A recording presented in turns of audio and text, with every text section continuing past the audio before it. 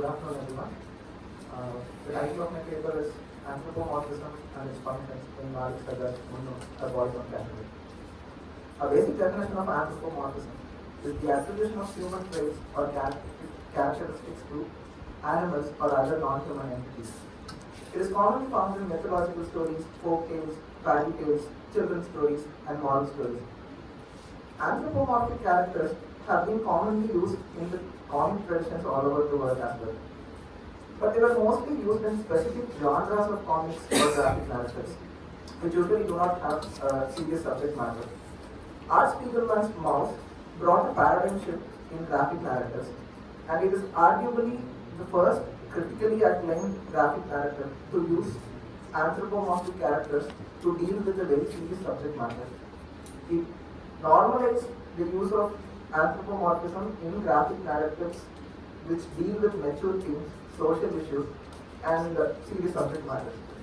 So, Sajat's MUNNU deals with the life of Kashmiris in the India-occupied part of Kashmir. The author represents the people of Kashmir in the form of the Kashmir deer with human features. So, the character design is in such a way that their heads resemble the deer, and then the body largely resembles humans. So the narrative is contextualized through the anthropomorphic image of the deer. The Hangal or the Kashmir stag is found only in Kashmir and its surrounding regions, and it is also the state animal of Jammu and Kashmir. The anthropomorphic representation of Kashmiri people is not just an association of convenience, but rather a symbolic representation of their living conditions under the military occupation. The author establishes Kashmiris as an endangered population by associating them with the local endangered species of deer. They are endangered because of the violence perpetrated on them by the state. The anthropomorphic representation is both similar and different when compared to R. Spiegelman's Mouse. So, in Mouse, Spiegelman creates a whole world of anthropomorphic characters, whereas in MUNNU, apart from the Kashmiris, everyone else is represented in the human form. The unequal power relations between the Jews and the Nazis are conveyed through the cat and mouse imagery in the narrative of Mouse. Such an imagery is a part of popular imagination. But in contrast, in MUNNU, the local animal, which is used to represent the Kashmiris, is not a part of popular imagination.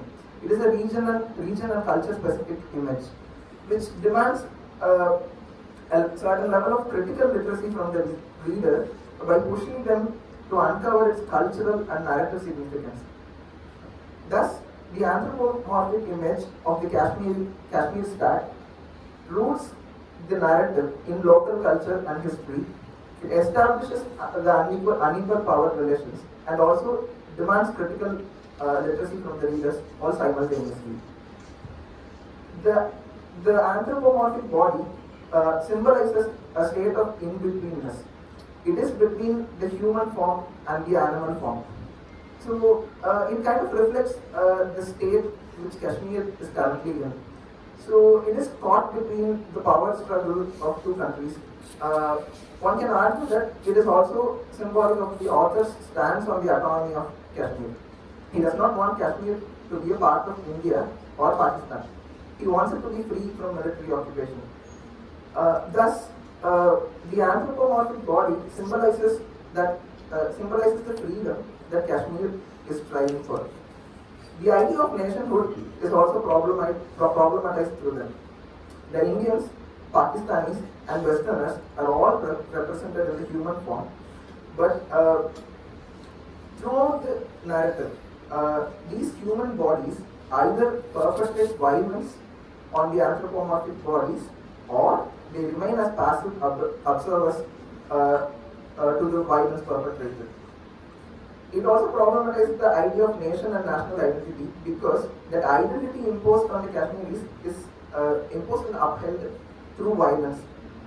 So the body of the Kashmiri is, in the narrative, the body of the Kashmiri is unique and different from other human and animal bodies, which symbolizes their independent identity. It is also a show of defiance against the national identities forced upon them by the two states which are warring over them. Sajjad narrates a mythical story about the origin and evolution of Kashmiris from the Hangal beard, which is followed by a brief history of Kashmir, which emphasizes the need for Kashmiris to reclaim the power to tell their own history and to determine their own identity. But on the other hand, the anthropomorphic body is also tortured and brutalized in the quest for autonomy. So, if you look at the third panel, you can see the title character MUNNU crouching.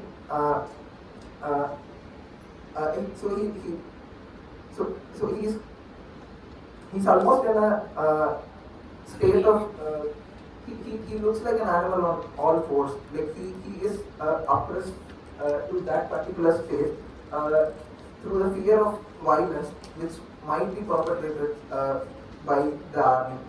So the image symbolizes the reduction of the anthropomorphic body back to the animal state. So there are recurring images of Kashmiris on all fours while being attacked or in the aftermath of an attack on them. So in the narrative, almost all the instances of state-induced violence on the body is directed at forcing it into an animal state or erasing its identity through mutilation. So in one of the episodes of Crackdowns, where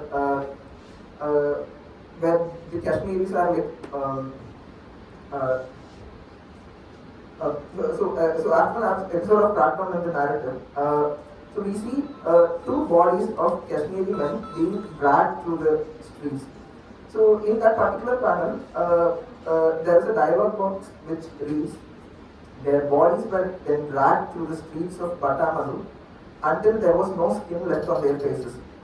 So there is also another instance where the police shoot an innocent man on the face and mutilate it so that they can convince the state that the dead body is that of a wanted terrorist to get the cash reward announced by the government. So through these instances of violence and mutilation which is forced upon the body, the state strips away the dignity and the identity from them to exercise its control over them. So this incident involving MUNNU signifies that the Kashmiris have a remote chance of survival only when they accept the reductive animal state which is imposed on them by the government.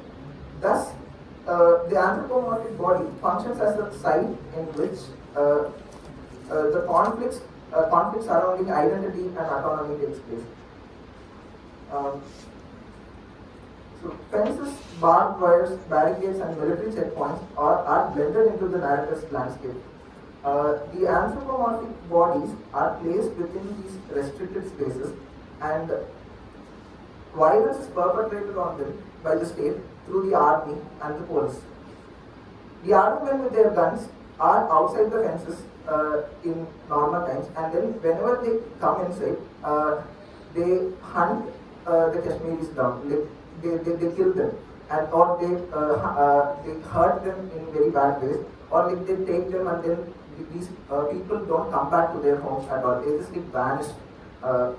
So this juxtaposition of the human army and the animal Kashmiris creates a setting that functions like a hunting ground which is manufactured and controlled by the state, where the Kashmiris can be hurt or hunted down at any moment, sometimes for no particular reason at all. Various instances of crackdowns are depicted in the narrative, where the army parades the Kashmiri men into open grounds to identify the perpetrators against the state. These men are either killed or taken away.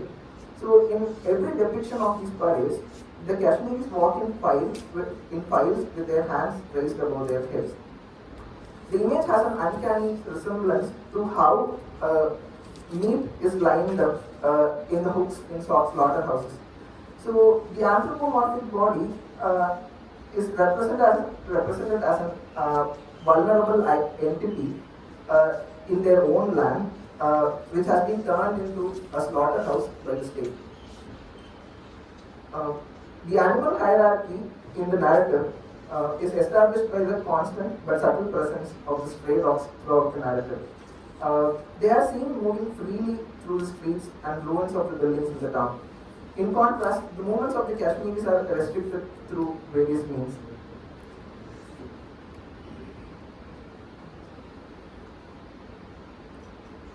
If you look at the bottom part of the top panel, the stray dogs can be seen on both sides of the fences, moving through them and running on the streets. The mobility of the stray dogs through the barbed wires and through other restricted spaces is repeatedly juxtaposed with the restrictions on movements put on by the restrictions faced by the Kashmiris. In another instance, the newspaper reporters are shown holed up inside their office to avoid breaking the curfew.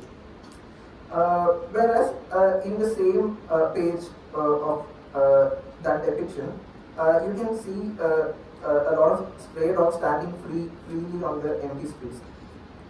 So the stray dogs have more freedom of movement than the Kashmiris, and then they are not seen as hostile bodies by the state and the army.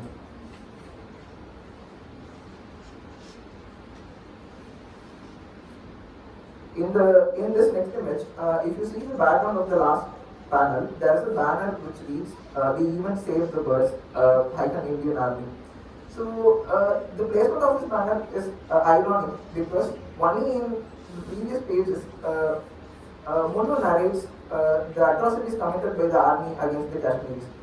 In the larger scheme of things, the poster furthermore emphasizes the animal hierarchy in which the anthropomorphic bodies of the Kashmiris are at the bottom, and through the eyes of the state, they are seen as possessing lesser dignity and rights than other animal bodies in the narrative. The stray dogs are treated more humanely and then even enjoy a certain level of freedom and movement. And then they are also not affected by the violence perpetrated by the state. Sadar represents the animal hierarchy in another part of the narrative in a very disturbing manner. A group of stray dogs pull out an ambiguous-looking carcass from the river, which vaguely resembles the body of the anthropomorphic stag. Both the army and the stray dogs have access to the bodies of the Kashmiris, and they both can brutalize them, though the latter does it posthumously. This further elucidates the hierarchy of animal bodies within the narrative. The anthropomorphism, which is exhibited in the text, has an external function too. Malik through the depiction of Kashmiris as handle deer, places his work in the tradition created by Art Spiegelman's mouse. The idea of anthropomorphic characters, though it looks like a direct inspiration from mosque on the surface level, it is a little more complex and nuanced than that because Saja elaborates on his creative process and the conditions of productions which influence this work. He mentions how the news about an endangered deer in Kashmir newspapers made him decide to use this particular image in the narrative. He also records his awareness of other seminal graphic narratives produced by Spiegelman and Sacco. So it is a combination of conditions of production and inspiration from other similar works which leads to the incorporation of the anthropomorphic image into the narrative.